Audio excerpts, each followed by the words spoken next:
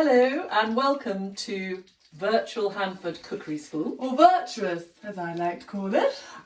We are filming in my kitchen today, and because I don't have any Hanford girls, I usually cook at school. I'm Lucy, the art teacher. I also teach cookery. And normally I have about 12 girls in the cookery suite at school, but I haven't got anyone today, except I have got a very special guest with me today, a royal guest in fact. But my identity I cannot disclose for security reasons. She is a royal guest and she is an old Hanford girl. So today we're going to make some drop scones, Her Majesty's drop scones. And we're going to make these, you could either have them for tea or for breakfast, but we've decided to make them, it's mid-morning, and we're going to begin.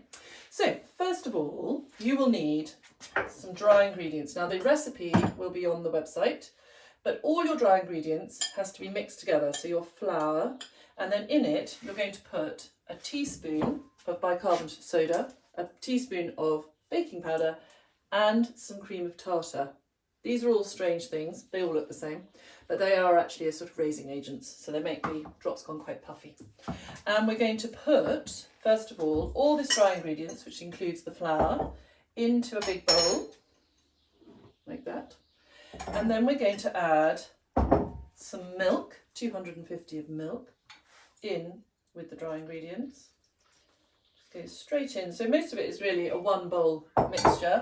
And then we're going to add an egg. Now, we sometimes do this at school, is egg cracking. Some girls hurl it at the bowl, which is not so successful. So to keep the shell out, you just try and tap it quite hard on the side, put your thumbs in the crack and drop it in. Then we're going to whisk all this together. So try and do it quite gently to start with. You don't want it all over the kitchen. And then a nice strong beat, good rhythm, galloping horses, used to say to my children, and get it nice and smooth. Oh, I've got the dog in the background. And then we need to add a little bit of butter. So I'm just going to get some melted butter, a teaspoon of melted butter, and pour that in as well, just to help with the smooth batter. Now, you're making a batter like you would for pancakes, but this has got all this special raising agent in it, so it's actually quite aerated. And there, we're done.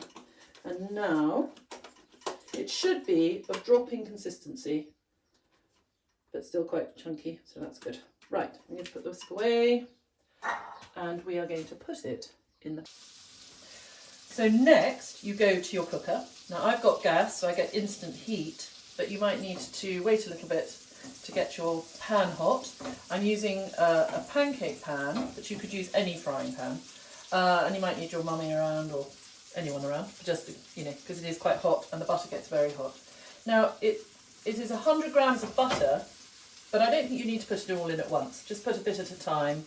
Get it really hot and sizzly, as I need to be doing here.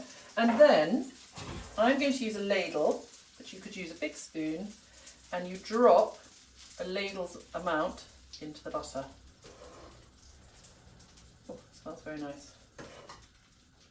I think you probably, depending on the size of your pan, do 4 at a time or 2 at a time, and then watch them cook. Now the trick is you'll know they're cooking because bubbles will come up, hopefully, through them, and then we'll try and flip them over and cook the other side. So this is them flipped over, probably 4 minutes in. I mean, it will depend on your oven or your cooker top. Because it's gas, it's probably quite quick. You can see they're ready, they're getting ready. And then I'm going to just place them on a plate.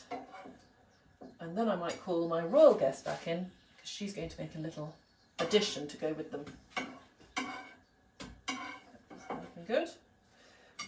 You might need to keep adding more butter, just to keep them moving. Just watch that heat.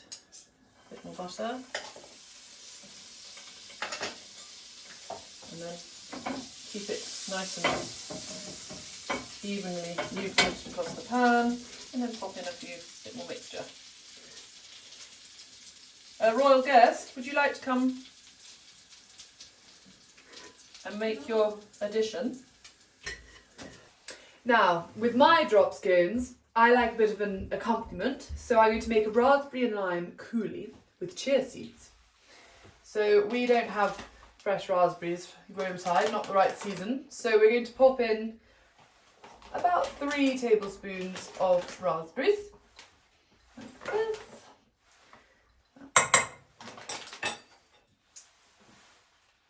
2 tablespoons of chia seeds, which is a lovely thickener after about 5 minutes.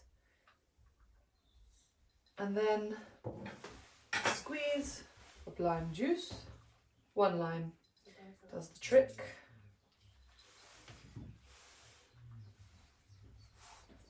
And I have a bit of a sweet tooth, so we do need a bit of golden syrup in there.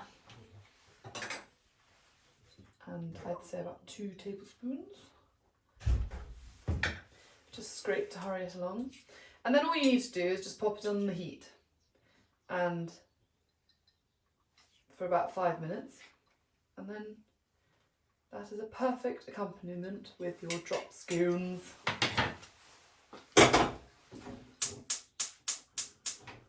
So now it is, after about 4 or 5 minutes, it's become a lovely thick consistency. These chia seeds are magical. They're a superfood and they just thicken everything up. And we're going to put the nice bright pink mixture into this lovely bowl, because I do like my colours. And it'll be a wonderful accompaniment with our little drop scones. So, cheers to you, Your Highness. Finished product. Very lovely.